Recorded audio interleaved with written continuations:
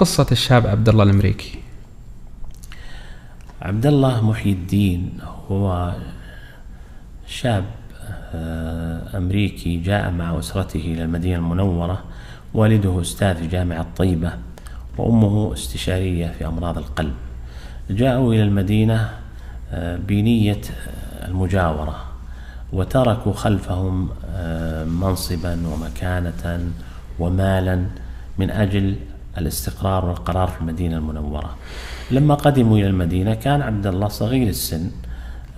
أم عبد الله كانت لها عناية بحفظ القرآن الكريم، وهي علمت أن تحفيظ أبنائها القرآن الكريم هو أفضل ما يمكن أن يكون في مسيرة التربية والتعليم، فاجتهدت في هذا الطريق تحفيظ القرآن الكريم، وحصل لها التوفيق في هذا الطريق. فحفظ عبد الله القرآن الكريم وحفظت بناتها. هي عندها 5 أولاد، 3 بنات وولدين. البنات وعبد الله حفظوا في حياتها. عبد الله حفظ القرآن الكريم وكان صغيرا في السن، في سن 10. أرسلته إلى المقارئ القرآنية في المسجد النبوي عندنا في حلقة الإقراء. لما أحضره أحد الإخوة وقال: هذا عبد الله أتم الختم ويريد أن يقرأ عليك، وأمه تريد أن ينضم إلى الحلقة. اعتذرت منه لصغر سنه ولأن الحلقة مزدحمة بالطلاب. عبد الله أصبح يأتي كل يوم، والمشكلة أنه كان يجلس أمامي ويأتي بعد صلاة العصر والحلقة بعد المغرب، فكان ينتظر الحلقة إلى أن يحل موعدها ثم يجلس في مكان لا يمكن إلا أن يكون نظري إليه، فأنا أنظر إليه وهو لا يقرأ ولم نسمح له بالقراءة. قلت له مرة، جلس شهر شهرين، قلت له: لن تقرأ، لأن هذه الحلقة مخصصة لمجموعة من الطلاب نحن نختارهم. قال: أنا لا أريد أن أقرأ، لكني أريد أن أحضر. هل ممنوع أن أحضر وأستمع القرآن الكريم؟ قلت له: لا. جلس على هذه الطريقة أشهر. في مرة من المرات أخذت إجازة وسافرت، وجدت عبد الله. بعد ذلك سافرت. عبد الله أخبروني الذين كانوا يجلسون في مكان الحلقة أنه كل يوم يأتي في مكان الحلقة. أخبروه أن الشيخ مسافر، وقالوا له: ربما يأتي بعد شهر، فأنت لا تكلف نفسك. فقال: سأظل آتي إلى هذا المكان وآتي حتى يقضي الله أمرا كان مفعولا. رأيت في هذه الكلمة أخبروني بهذا الكلام، فرأيت أن في كلامه هذا استجلاب للنصرة من الله تعالى في محاولاته المتكررة في هذا الطريق. ونحن نعلم علم اليقين، وكما ذكرت في بعض هذه الحلقة، أن من يسأل الله التوفيق والإعانة في طريق القرآن ويكون بنية خالصة فإنه يحقق المراد. أنا لم أكن أعلم عن هذه التفاصيل. جئت بعد السفر، في العادة أخبر الطلاب أني موجود اليوم، لم أخبرهم في ذلك اليوم. ذهبت قلت: الموجود يقرأ، وإذا لم يوجد أحد نجلس في الحرم. فأتيت إلى الحلقة فلم أجد أحد إلا عبد الله، وجدته جالس وأنا جالس، فقلت في نفسي: وجبت ولا عذر. قلت له: تعال تبدأ تقرأ. أخبروني بالقصة. بعد ذلك طبعا بدأ يقرأ، كان مستواه ضعيف جدا، لكن وجدت في نفسي محبة له لا أدري ما سببها. فعرفت بعد ما سمعت ما قاله من الكلام أنه كما ذكرت قد استجلب النصر من الله في هذه المحاولات، وأن الله قد استجاب دعاه، فصار هذا الشاب أو هذا الطفل الذي قد منع من القراءة صار الآن محل الاحترام والتقدير، مع أنه مستواه لا زال ضعيف، لكن أحسست بنفسي أني مسؤول عنه لا أدري ما هو السبب، لكن بعد ذلك عرفت أن السبب كما قالوا قال قلب من أعرضت عنه، أو قلب من ذهبت إليه في يد من أعرضت عنه. فالله عز وجل هو اللي يملك القلوب، فيجعلك تحب ويجعلك تكره. دخل في نظام الحلقة وبدأ يقرأ، بدأ تحسن ملحوظ. مرة غاب عن الحلقة واختفى 5 أيام، سألنا عنه ما في خبر. لما جاء بعد 5 أيام سألته أين كنت؟ قال ماتت أمي. لا حول ولا قوة إلا بالله، إنا لله وإنا إليه راجعون. لماذا لم تخبرنا؟ قال والله لا أدري، لكن في الحقيقة مجموعة من الدروس أهمها أنه لم يتوقف عن القرآن الكريم، وأنه مع هذه المصيبة الكبيرة التي حلت به، ومع وفاة أمه التي كانت هي السند وهي الذي يقف خلف كل إنجازاته القرآنية، اختفت من المشهد فجأة. ثم إن عبد الله هو أكبر الأولاد،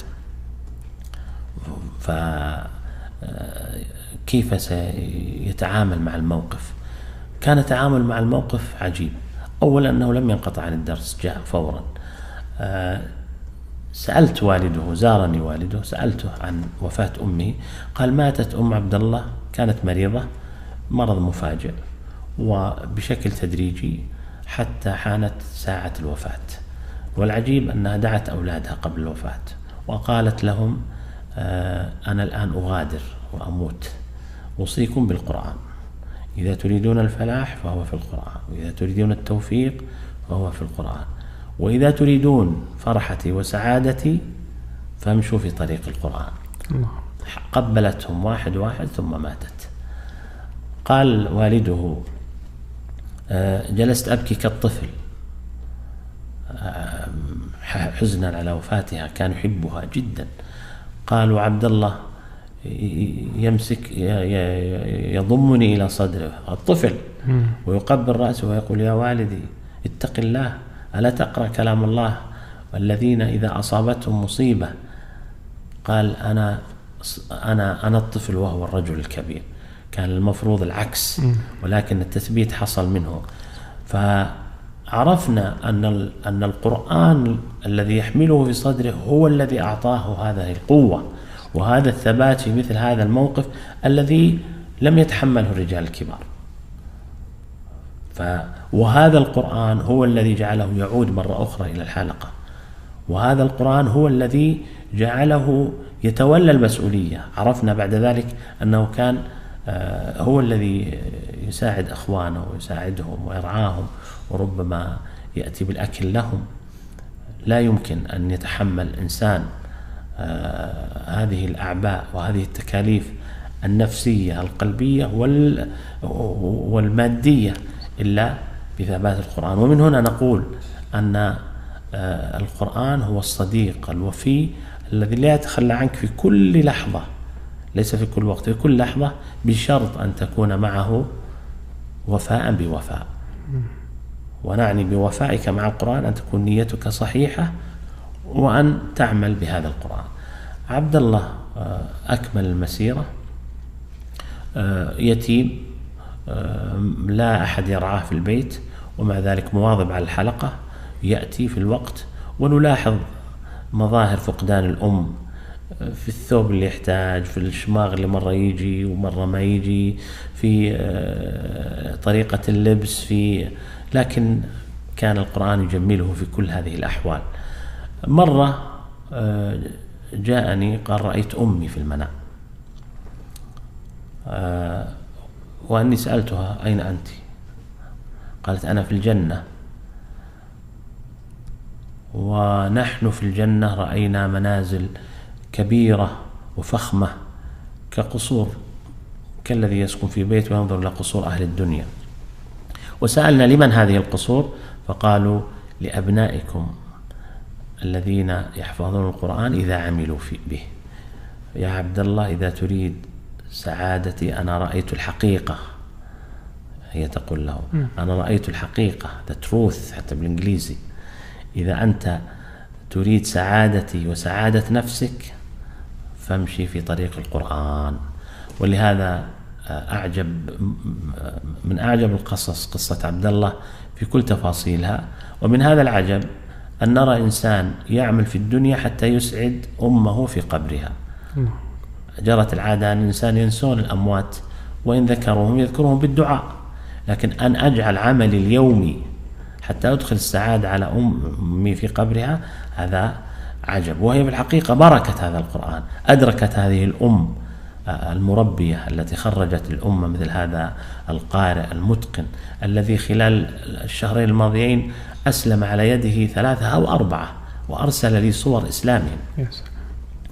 هذه الأم أدركتها بركة القرآن وهي في قبرها بأن سخر الله لها ابنا ليس فقط يستغفر الله ويدعو، وإنما يكون هدف من أهدافه اليومية أن يسعدها. كما أن بركة القرآن أدركت هذا الشاب وصلحت حاله وسعادت قلبه وتحسنت أموره، وكأنه يعيش مع أمه. في الحقيقة أمه إذا احتاج إلى رأيها تأتي في المنام. الله عز وجل جبر خاطر هذا الشاب بحيث أنه كأنه لم يفقد أمه، فإذا جاء بالرأي المهم تأتي وتشير عليه وربما اقترحت عليه. استمر عبد الله في هذه المسيرة تحفه بركات القرآن ويناله جلال القرآن ومكاسب القرآن، هذه المكاسب الفخمة والضخمة التي إلى هذه اللحظة وهي تعمرنا جميعا. تخرج، قرأ ختمة، ثم ختم ختمة ثانية، ما شاء الله. ثم بدأ يسجل في المقال القرآنية ختمة، حتى قال عن الشيخ الأخضر: لا أعرف أحد أحسن أداء من هذا الشاب عبد الله محي الدين. هذه قصة عبد الله. يا سلام، رائع.